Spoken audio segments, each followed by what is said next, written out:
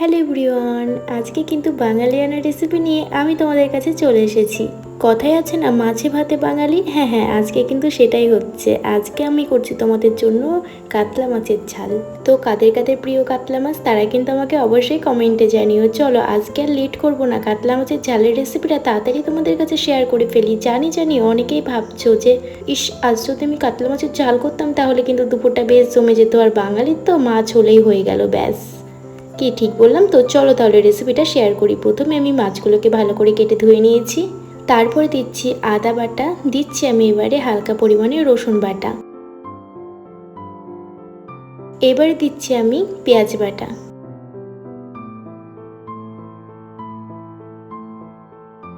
তারপরে দেব পরিমাণ মতো হলুদ গুঁড়ো, এবারে স্বাদ অনুযায়ী দেব লবণ, দিচ্ছি এবারে জিরে গুঁড়ো। কথাতেই আছে কাতলা মাছের ঝাল ঝাল করার জন্য দিচ্ছি একটু বেশি পরিমাণে কিন্তু লঙ্কা গুঁড়ো। চাইলে তোমরা কমও দিতে পারো, তাতে কোনো অসুবিধে নেই।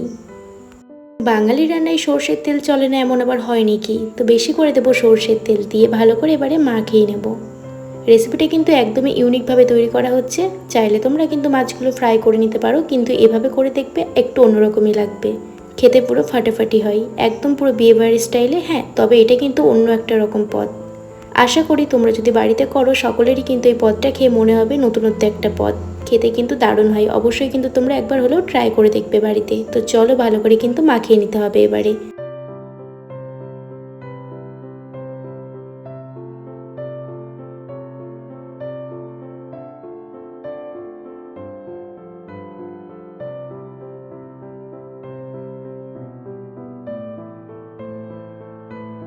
মাছগুলো আমি খুব সুন্দর করে কিন্তু মাখিয়ে নিয়েছি মশলাগুলো। এবারে কিছুক্ষণ রেখে দিয়ে আমি এদিকে প্যান বসিয়ে নিয়েছি। প্যানের মধ্যে দিচ্ছি হালকা গরম করে প্যানটা দিচ্ছি সর্ষের তেল। মাছগুলো কিন্তু ফ্রাই করার কোনো ঝামেলা নেই এখানে, কারণ এই মাছটার টেস্টটা এত সুন্দর হয়, ফ্রাই না করে খেয়ে দেখবে, একবার খেলেই বুঝতে পারবে। তারপরে দিচ্ছি পাঁচফোড়নগুলো হালকা করে ফ্রাই করে নেব আমি নাড়াচাড়া করে নিয়ে। তারপরে যে মাছগুলো আমি মশলা দিয়ে মাখিয়ে রেখেছিলাম, সেই মশলা দেওয়া মাছগুলো কিন্তু আমি তেলের মধ্যে ছেড়ে দেবো। আর সাথে যে গ্রেভি মশলাগুলো ছিল সেগুলো কিন্তু আমি এক্সট্রা লাগিয়ে দেবো মাছের ওপরেই।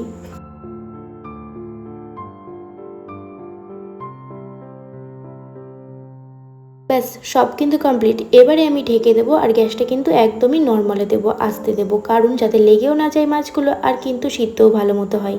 মাঝে মধ্যে কিন্তু আমরা ঢাকাটা খুলে মাছগুলোকে এপিট ওপিট করে উল্টিয়ে ভালো করে কিন্তু সিদ্ধ করে নেব। ব্যাস, তাহলে কিন্তু কাজ শেষ। এখানে কিন্তু কিছুই না, এই নর্মাল একটা জিনিস। তারপরে আবারও কিছুক্ষণ ঢাকা দিয়ে কিন্তু মাছটাকে ভালো মতো এপিট ওপিট করে সিদ্ধ করে নেব। পুরোটাই কিন্তু মশলা সমেত কাঁচা মাছ তেলের ওপরে এভাবেই হবে। সত্যি বলতে এই রেসিপিটা খুব অল্প টাইমে কিন্তু করে নেওয়া হয়। যদি বাড়িতে হুট করে মানুষজন চলে আসে তাহলে কিন্তু এটা করতে পারো। আর রেসিপিটা কিন্তু খুবই সহজ, খেতেও কিন্তু দারুণ হয়।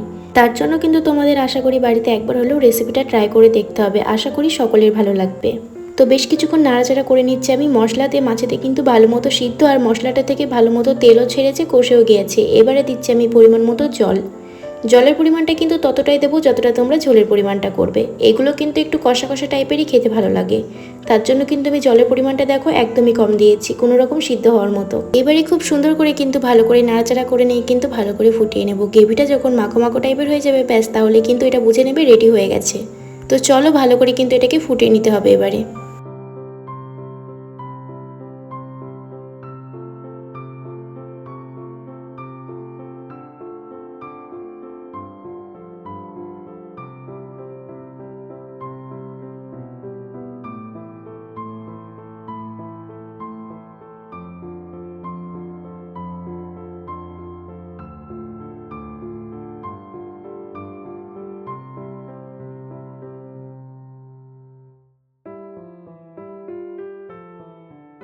তো এই যে তোমরা দেখতে পাচ্ছ গ্রেভিটা কত সুন্দর হয়ে গেছে, একদমই কিন্তু পারফেক্ট। এতটুকু কিন্তু গ্রেভি রাখলেই ব্যাস রেডি আমাদের কাতলা মাছের ঝাল। তো লাস্টে নামানোর আগে একটু ধনেপাতা ছড়িয়ে দেবে, তাহলে স্মেলের পরিমাণটা দারুণ হবে।